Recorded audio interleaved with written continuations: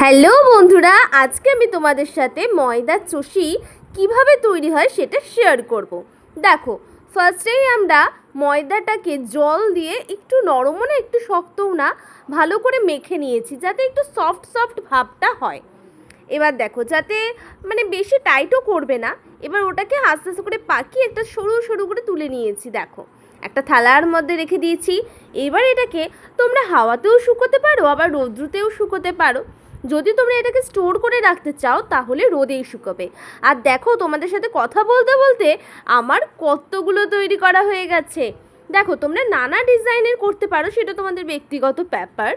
এবার দেখো তো কি সুন্দর ঝরঝরে হয়ে গেছে। আমি এটাকে রেখে দিলাম, এবার হাওয়াতে শুকাবো, কারণ আমি আজকেই তৈরি করে ফেলবো। দেখো, এটা শুকিয়ে গেলে এবার আমরা একটু ঘি দিয়ে এটাকে পুরো ভেজে নেবো, যে এরকমভাবে সেমই করো ওরকমভাবেই। এবার কিছুটা দুধ আমি ফুটিয়ে নিলাম। আমি এখানে 4 প্যাকেট দুধ নিয়েছি। দেখো, এবার এই চষিগুলোকে আমি দুধের মধ্যে দিয়ে দেবো, দিয়ে ভালো মতন করে ফোটাতে হবে, যাতে একটু বেশি করে ফোটাবে। দেখবে আস্তে আস্তে ওগুলো না ফুলে ফুলে আসছে।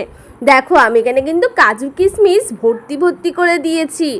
এবার কিছুটা ফুটলে আমি আমার পরিমাণ অনুযায়ী একটু চিনি দিয়ে দিলাম।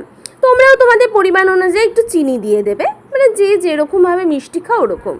দেখো, আমাদের কিন্তু তৈরি হয়ে গেছে অলরেডি ময়দার চষি। সো তোমাদের কেমন লাগলো এই রেসিপিটা জানিও কমেন্ট করে।